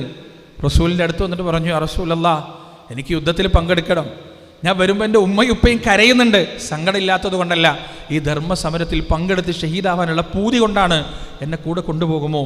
അള്ളാഹിൻ്റെ റസൂല് പറഞ്ഞെന്താണെന്നറിയോ? നിന്റെ ജിഹാദ് നിന്റെ ഉമ്മയുടെയും വാപ്പയുടെയും അടുത്താണ്. നിന്റെ ജിഹാദിൻ്റെ വിജയം എന്ന് പറയുന്നത് അവരുടെ പുഞ്ചിരിയാണ്, അവരുടെ സംരക്ഷണമാണ്, അവരുടെ സംതൃപ്തിയാണ്, അവരുടെ സ്നേഹം നേടിയെടുക്കലാണ് നിന്റെ ജിഹാദിൻ്റെ വിജയം. ഒന്നാമത്തെ തുള്ളി രക്തം ഭൂമിയിലേക്ക് പതിക്കുന്നതിൻ്റെ തൊട്ടു മുന്നേ സകല പാപങ്ങളും പൊറുക്കപ്പെടുമെന്ന് പരിശുദ്ധ ഇസ്ലാമിൻ്റെ പ്രമാണം പഠിപ്പിച്ച അത്രയും വലിയ ഷഹാദത്തിനേക്കാൾ പുണ്യമായി പുണ്യപ്രവാചകൻ പഠിപ്പിച്ചത് മാതാപിതാക്കളോടുള്ള സാമീപ്യവും അവരോടുള്ള സഹകരണവും അവർക്ക് വേണ്ടുന്ന കാര്യങ്ങൾ ചെയ്തു കൊടുക്കലുമാണ്. ഇത് എവിടുന്ന് നമ്മുടെ മക്കൾക്ക് കിട്ടും? പ്രിയപ്പെട്ടവരെ, സൂറത്തുൽ ഇസ്രാ പരിശോധിച്ചാൽ ലോകത്തൊരു ഗ്രന്ഥവും പറഞ്ഞിട്ടില്ലാത്ത തരത്തിൽ, ലോകത്തൊരു പ്രത്യയശാസ്ത്രവും പറഞ്ഞിട്ടില്ലാത്ത തരത്തിൽ അത്രയും കൃത്യമായി, വ്യക്തമായി, സ്പഷ്ടമായി, സുന്ദരമായി, സൗമ്യമായി, എന്നാൽ കർക്കശമായി അല്ലാഹു സുബ്ഹാനഹു വ തആല മാതാപിതാക്കളെ കുറിച്ച് പറഞ്ഞിട്ടുണ്ട്. അത് ഏതിൻ്റെ കൂടെ പറഞ്ഞതെന്നറിയാം നിങ്ങൾക്ക്? അള്ളാഹുവിനോടുള്ള കടമയെക്കുറിച്ച് സംസാരിക്കുന്നതിൻ്റെ തൊട്ടിപ്പുറത്താണ് പറഞ്ഞത്. വഖദാ റബ്ബുക അല്ലാ തഅ്ബുദൂ ഇല്ലാ ഇയ്യാ, അള്ളാഹുവിനെ മാത്രം ആരാധിക്കണമെന്ന് റബ്ബിദാ നിനക്ക് വിധിക്കുകയാണ്. എന്നിട്ട് പറയുന്നു, വബിൽ വാലിദൈനി ഇഹ്സാന, മാതാപിതാക്കളോട് നല്ല നിലയിൽ പെരുമാറണമെന്ന് പടച്ചോനിതാ നിങ്ങൾക്ക് വിധിക്കുകയാണ്. എപ്പോഴാണ് ഈ നല്ല നിലയിലുള്ള പെരുമാറ്റം ഉണ്ടാകേണ്ടത്? ഇമ്മാ യബ്ലുഗന്ന ഇൻദകൽ കിബറ അഹദുഹുമാ ഔ കിലാഹുമാ, അവരിൽ ഒരാളോ രണ്ടുപേരോ വാർദ്ധക്യം ബാധിച്ച അവസ്ഥയിൽ നിന്റെ അടുത്തുണ്ടെങ്കിൽ, വാർദ്ധക്യം എന്ന് പറഞ്ഞാൽ വല്ലാത്ത പരീക്ഷണമാണ്. ലോകം മുഴുവൻ കറങ്ങി നടന്ന മനുഷ്യന് സ്വന്തം മഹല്ലിലെ പള്ളിയിൽ നിന്ന് വീട്ടിലേക്ക് തിരിച്ചു പോകാനുള്ള വഴിയറിയാത്ത അവസ്ഥയാണ് പടുവാർദ്ധക്യം എന്ന് പറയുന്നത്, അറുതലിൽ ഉമുർ എന്ന് പറയുന്നത്. ആ അറുതലിൽ ഉമുറിന്റെ അവസ്ഥയിലേക്ക് നിന്റെ ഉമ്മയോ ഉപ്പയോ എത്തിക്കഴിഞ്ഞാൽ അവരോട് സ്വീകരിക്കേണ്ട നിലപാടെന്താണ്? ഫലാ തഖുൽ ലഹുമാ ഉഫ്, അവരോട് ചേ എന്ന വാക്ക് പോലും പറയരുത്. ഉഫ് എന്ന് പറഞ്ഞാൽ പണ്ടേ നമ്മൾ പരിചരിച്ചത് ചേ എന്ന വാക്കാണ്. ചേന്ന് പോലും അല്ല, ചേന്ന് പോലും അല്ല. ഉഫ് എന്ന് പറഞ്ഞാൽ പണ്ഡിതന്മാർ വിശദീകരിച്ച് എന്താണെന്നറിയോ? നമ്മളിങ്ങനെ ഇപ്പോൾ ഉദാഹരണത്തിന് നമ്മുടെ ഉമ്മാക്ക് മരുന്ന് വാങ്ങിച്ചുകൊണ്ട് കൊടുത്തു. ഉമ്മ മരുന്ന് കുടിക്കാൻ മറന്നുപോയി. അപ്പോൾ നമ്മൾ പറയില്ലേ ഉഫ്, എൻ്റെ ഉമ്മോ, ഇതാണ് ആ ഉഫ്, അല്ലാണ്ട് ചേയല്ല. പുച്ഛിക്കുന്നു അതുപോലും പാടില്ല എന്നാണ്, അതുപോലും മാതാപിതാക്കളോട് പാടില്ല എന്നാണ് ഖുർആൻ പറഞ്ഞത്. ഫലാ തൻഹറുഹുമാ, അവരോട് കയർത്ത് സംസാരിക്കരുത്. വഖുൽ ലഹുമാ ഖൗലൻ കരീമാ, മാന്യമായ വാക്കുകൾ മാത്രം അവരോട് പറയുക. വഖ്ഫിദ് ലഹുമാ ജനാഹദ്ദുല്ലി മിനർ റഹ്മ, താഴ്മയുടെ ചിറകുകൾ നീ അവർക്ക് വിരിച്ചു കൊടുക്കുക. വഖുൽ, എന്നിട്ട് പറയുകയും ചെയ്യുക, റബ്ബിർഹംഹുമാ കമാ റബ്ബയാനി സഗീറാ, അല്ലാഹുവേ എൻ്റെ ശൈശവത്തിൽ എനിക്കെൻ്റെ ആവശ്യങ്ങൾ പറയാൻ കഴിയാത്തൊരു കാലഘട്ടമുണ്ടായിരുന്നു. ആ കാലഘട്ടത്തിൽ എൻ്റെ കരച്ചിലിനും എൻ്റെ ചിരിക്കും എൻ്റെ വളർച്ചയ്ക്കും വേണ്ടി ഉറക്കമൊഴിഞ്ഞ ഊണൊഴിഞ്ഞ എൻ്റെ പ്രിയപ്പെട്ട മാതാക്കളെ അതുപോലെ നീ സംരക്ഷിക്കണേ റബ്ബേ. ഈ രീതിയിൽ പ്രാർത്ഥിക്കുക വേണം എന്നാണ് പരിശുദ്ധ ഖുർആൻ പഠിപ്പിക്കുന്നത്. ലോകത്തൊരു ഗ്രന്ഥവും ഇത്ര കൃത്യമായി മാതാപിതാക്കളോടുള്ള കടമയെക്കുറിച്ച് നമ്മോട് സംസാരിച്ചിട്ടില്ല പ്രിയപ്പെട്ടവരെ. അതുകൊണ്ട് ഞാൻ എൻ്റെ വാക്കുകൾ അവസാനിപ്പിക്കുമ്പോൾ പ്രിയപ്പെട്ടവരെ മനസ്സിലാക്കുക, 3 കാര്യത്തിന് വേണ്ടിയിട്ടാണ് നമ്മുടെ മക്കൾക്ക് മതവിദ്യാഭ്യാസം നൽകേണ്ടത്. 1, അവർക്ക് അവരുടെ റബ്ബിനെ കുറിച്ച് പഠിപ്പിച്ചു കൊടുക്കാൻ വേണ്ടിയിട്ടാണ്. 2, തിന്മകൾ പേമാരിയായി പെയ്യുന്ന കാലത്ത് ഒരു കുടക്ക് പകരം നാം കൊടുക്കുന്നതാണ് മതവിദ്യാഭ്യാസം. 3, ദുനിയാവിലും ആഖിറത്തിലും നമ്മുടെ മക്കൾ നമുക്ക് ഉപകാരമുള്ളവരാവണം, കൺകുളിർമ നൽകുന്നവരാവണം, മനസ്സിന് സമാധാനവും ശാന്തിയും നൽകുന്നവരാവണം. പ്രിയപ്പെട്ടവരെ, അതിനുവേണ്ടിയുള്ള മതവിദ്യാഭ്യാസത്തിന് അവരുടെ സ്കൂളോ അവരുടെ ഭൗതിക വിദ്യാഭ്യാസമോ ഒന്നും മുടങ്ങാതെ ആ മതവിദ്യാഭ്യാസം സുന്ദരമായി നിർവഹിക്കാനുള്ള അവസരമാണ് നിങ്ങൾക്കിവിടെ വീണ് കിട്ടിയിട്ടുള്ളത്. അതിനുവേണ്ടി അതുമായി ബന്ധപ്പെട്ടിട്ടുള്ളതാണ് ഈ പരിപാടി. പ്രിയപ്പെട്ടവരെ, ആ അവസരം കളയാതിരിക്കുക, ആ അവസരം കൃത്യമായി ഉപകാരപ്പെടുത്തുക. ഈ അവസരം നിങ്ങൾ ഉപയോഗിച്ചിട്ടില്ലെങ്കിൽ തീർച്ചയായും നാളെ നിങ്ങളുടെ മക്കൾ വഴിതെറ്റിയാൽ അള്ളാഹുവിൻ്റെ അടുത്ത് നിങ്ങൾ മറുപടി പറയേണ്ടി വരുമെന്ന കാര്യത്തിൽ യാതൊരു സംശയവുമില്ല. അതുകൊണ്ട് ആദ്യത്തെ 20 or 25 കുട്ടികൾക്ക് മാത്രമാണ് അവസരമുള്ളത്. മത്സരിക്കുക അതിനുവേണ്ടി. വസ്സാബിഖൂൻ, നന്മയിൽ മുൻകടക്കുന്നവർ, വലിയ വലിയ സ്കൂളുകളിൽ അഡ്മിഷൻ കിട്ടുന്നതിന് വേണ്ടി MLAയും MBAയും പോയി കാണുന്നവരാണ് നമ്മൾ. അള്ളാഹുവിൻ്റെ മതം പഠിക്കുന്നതിന് എന്തേ നമുക്ക് ആ ഗൗരവമില്ലാത്തത്? എന്തേ നമുക്ക് ആ പ്രാധാന്യം ഇല്ലാത്തത്? അതുകൊണ്ട് പ്രിയപ്പെട്ടവരെ, ആ ആദ്യത്തെ 25-ൽ ഉൾപ്പെടാൻ നമ്മൾ ശ്രമിക്കുക. നമ്മുടെ കുടുംബത്തിലോ നമ്മുടെ അയൽപക്കത്തോ ഒക്കെ കുട്ടികളുണ്ടെങ്കിൽ അവരെ ഈ കോഴ്സിലേക്ക് ജോയിൻ ചെയ്യിപ്പിക്കുക. അവർ ദീന് പഠിക്കട്ടെ, അള്ളാഹുവിനെ കുറിച്ച് മനസ്സിലാക്കട്ടെ, പരലോകത്തെക്കുറിച്ച് അറിയട്ടെ, ഉമ്മയോടും ഉപ്പയോടും ബഹുമാനം കാണിക്കുന്ന റബ്ബിൻ്റെ ചിന്ത ഹൃദയത്തിലുള്ള നാണവും മാനവും ഹയാവുമുള്ള നല്ല മക്കളായി അവർ വളരട്ടെ. വആഖിറു ദഅവാന അനിൽ ഹംദുലില്ലാഹി റബ്ബിൽ ആലമീൻ. വസ്സലാമു അലൈക്കും വറഹ്മത്തുള്ളാഹി.